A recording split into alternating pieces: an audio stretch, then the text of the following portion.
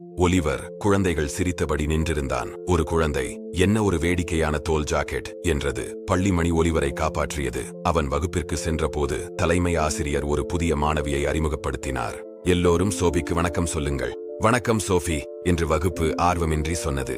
தலைமை ஆசிரியர் வெளியேறினார். ஆசிரியர் இன்னும் வரவில்லை என்பதால் கிண்டல் தொடர்ந்தது.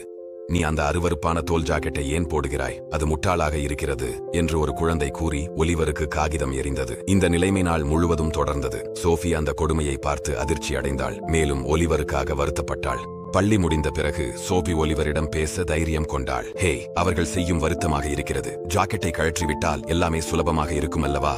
ஒலிவர் அவளை பார்த்து, இன்று என் ஜாக்கெட், நாளை என் சட்டை, அடுத்த நாள் வேறொன்று. நான் என்னை எவ்வளவு மாற்றினாலும் அவர்களை திருப்திப்படுத்த முடியாது. இது என் அப்பா இறக்கும் முன் எனக்கு கொடுத்த கடைசி பரிசு. இந்த ஜாக்கெட்டை நான் அணிவது என் வாழ்க்கையில் முக்கியமானவர்கள் என்னை எப்படி இருந்தாலும் என்ன அணிந்திருந்தாலும் எப்போதும் நேசிப்பார்கள் என்று நினைவூட்டுவதற்காகத்தான் என்றான். அந்த நேரத்தில் சோபி ஒலிவர் சொல்வது சரிதான் என்று புரிந்து கொண்டாள். மற்றவர்களை மகிழ்விக்க நம்மை மாற்ற முயற்சிக்க கூடாது. நாம் யார் என்பதை பார்த்துதான் மற்றவர்கள் நம்மை நேசிக்க வேண்டும்.